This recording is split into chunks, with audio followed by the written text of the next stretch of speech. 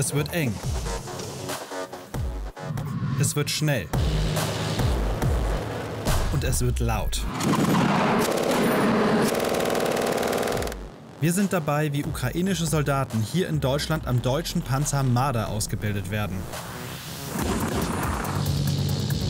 Wir erklären, was der Marder kann und ob der Opa unter den Panzern für einen modernen Krieg noch geeignet ist.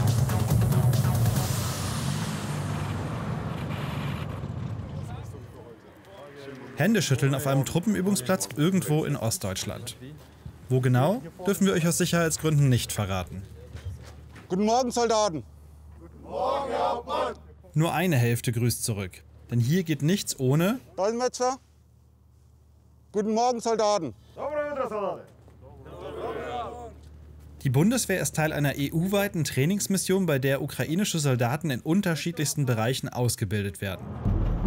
6 Wochen sind die Ukrainer hier zu Gast, um fit für den Marder zu werden. Ja, da war wieder der Knall, deshalb machen wir das jetzt mal schnell rein. Hab das ja schon mal auf anderen Drehs gehabt, dass ich hier nicht schnell genug reingekriegt habe, weil es einfach eine echte Situation war. Und dann tut einem eine Woche lang noch das Ohr weh. Das müssen wir jetzt hier im Training ja nicht haben. Hi, Fabian. Hauptmann Lukas. Ich nehme euch heute mal mit auf die Schießbahn. Das wird der Marder sein, mit dem wir uns heute bewegen werden und auch schießen werden. Der ist seit 1971 in der Bundeswehr eingesetzt. Wird jetzt auch an die Ukraine mit ausgeliefert und deswegen bilden wir die Kräfte auch daran aus. Und das sind die Marder Hard Facts. Motorenleistung 600 PS, Maximalgeschwindigkeit 65 km/h. Verbrauch je nach Gelände 130 bis 400 Liter auf 100 Kilometern. Hauptbewaffnung?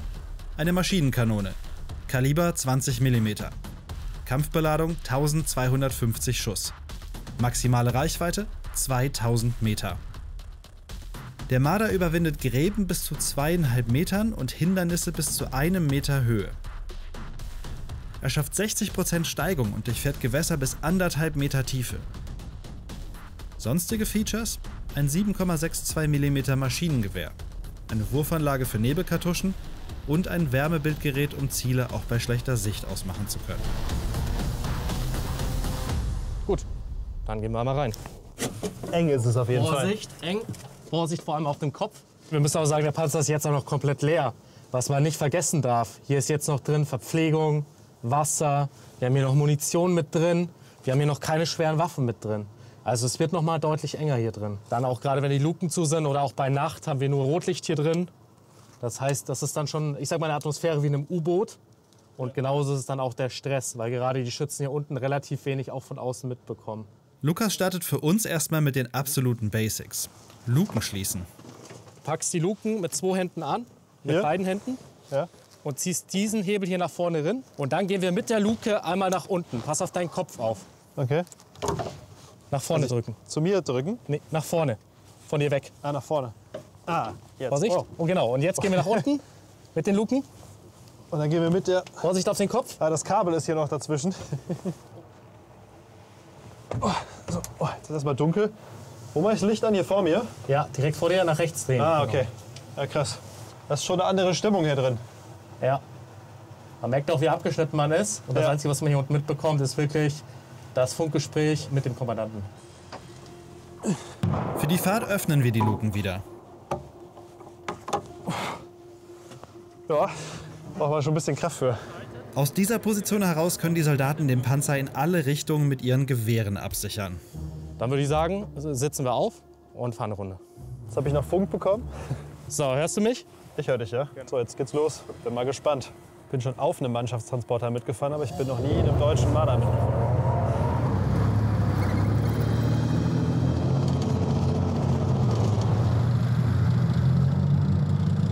Wir fahren mit grüner Flagge. Das bedeutet hier beim Training, es liegt keine Munition an. Der Panzer ist nicht feuerbereit. Im Krieg wäre der Marder übrigens auch nicht allein unterwegs, erklärt Lukas. Denn fahren und gleichzeitig Ziele treffen sei schwierig. Also gibt ein Marder Deckungsfeuer, während der andere fährt. Beim Schießtraining schauen wir später noch vorbei. Mein erstes Marder-Zwischenfazit. Ja, fährt recht sanft eigentlich, um ehrlich zu sein. Ja, aber man darf die Vibration nicht unterschätzen. Also nach so einem Gefechtstag geht es dann irgendwann auch auf die Knie und Rücken. Auch der Marder selbst kann in einem Gefecht kaputt gehen. Deshalb lernen die ukrainischen Soldaten bei ihrer Ausbildung in Deutschland auch, wie man ihn repariert. Zum Beispiel den Turm, auf dem die Waffensysteme sitzen. Jetzt haben Sie gerade mal eben den Turm rausgehoben. In 10 Minuten ist das alles möglich, sagen Sie, auf dem Gefechtsfeld, wie Sie es nennen. Das wäre so ein Szenario. Sie sind zum Beispiel in der Ukraine von der Drohne angegriffen worden, der Panzer ist beschädigt. Sie bauen den Turm schnell aus, reparieren den und dann wird er wieder reingesetzt und dann kann weitergekämpft werden. Wir wissen alle, wofür das verwendet wird am Ende. Das wird alles im Krieg benutzt, immer dann, wenn Menschen sterben. Aber man muss trotzdem sagen, die Technik an sich ist auch irgendwie etwas Imposantes. Drinnen im Zelt üben ebenfalls mehrere Teams. Gerade Heizung ausbauen und Getriebe reparieren. Aber nicht nur die Ukrainer lernen hier, erzählt man uns, sondern auch die Bundeswehr. Die Erfahrungen der Ukrainer zeigen, dass taktische Grundsätze überdacht und angepasst werden müssen. Im Gegenzug kriegen die Ukrainer mit dem Marder einen Panzer, der die Soldaten darin im Vergleich zu russischen Modellen sehr gut schützen soll, sagt man uns. Mal blöd gefragt, wie viel höher ist eine Überlebenschance in so einem Marder an der ukrainischen Front als an einem sowjetischen Panzer? Mindestens 3-mal.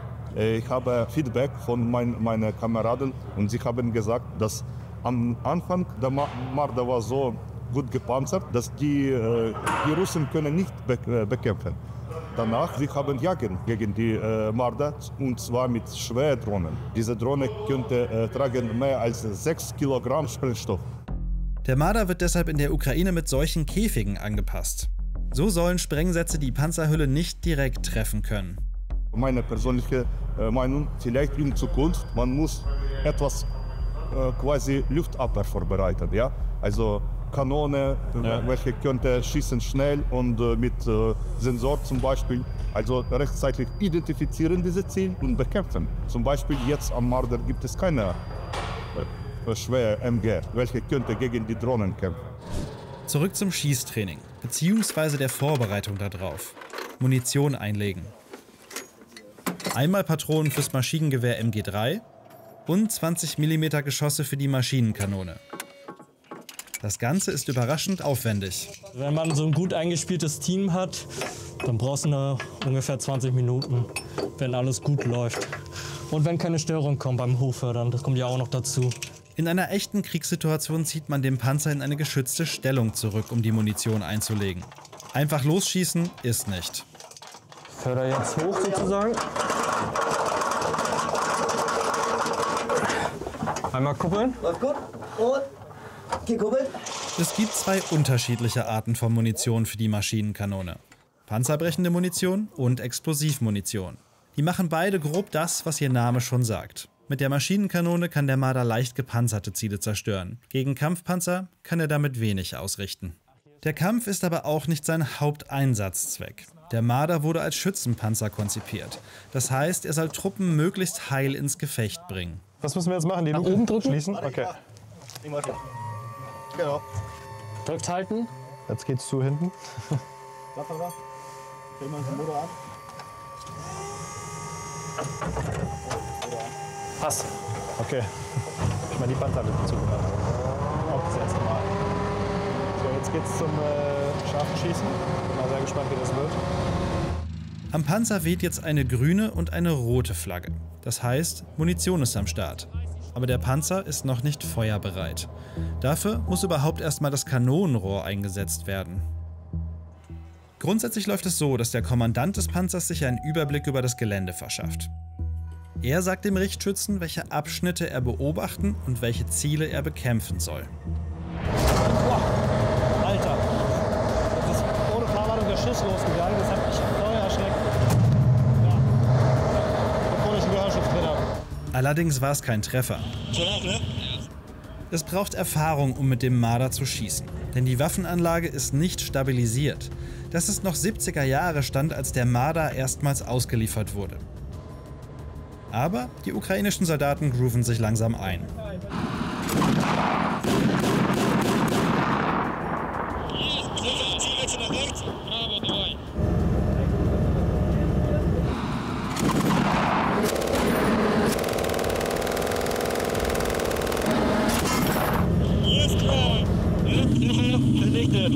Ich frage kurz beim Ausbilder nach. Wie sind die Ukrainer in der Ausbildung? Die sind sehr motiviert, sind, denke ich, sehr auch sehr versiert. Das macht uns Spaß. Aber es ist halt Sprachbarriere, das ist das größte Problem, was wir haben. Das Wichtigste, was du ihm beibringen willst, was ist das? Dass sie kämpfen können, dass sie überleben dadurch. Ich kletter ein letztes Mal in den Marder rein, um die GoPro rauszuholen. Das hier ist der Platz, wo er gerade auch saß, wo der Richtschütze sitzt. Es ist schon super eng hier drin. Direkt hinter ihm sind die Munition, die Explosivgeschosse. Ich hatte richtig Angst hier drin. Ich fände das total unheimlich, hier drin zu sitzen und weiß, auf mich wird geschossen und vielleicht trifft mich was die Hülle durchschlägt und hier drin explodiert. Deshalb großen Respekt vor denen, die das sich trauen. Was ich von heute mitnehme: Der Marder hilft der Ukraine. Ein Wunderpanzer ist er aber nicht. Gerade inmitten all der neuen Bedrohungsszenarien.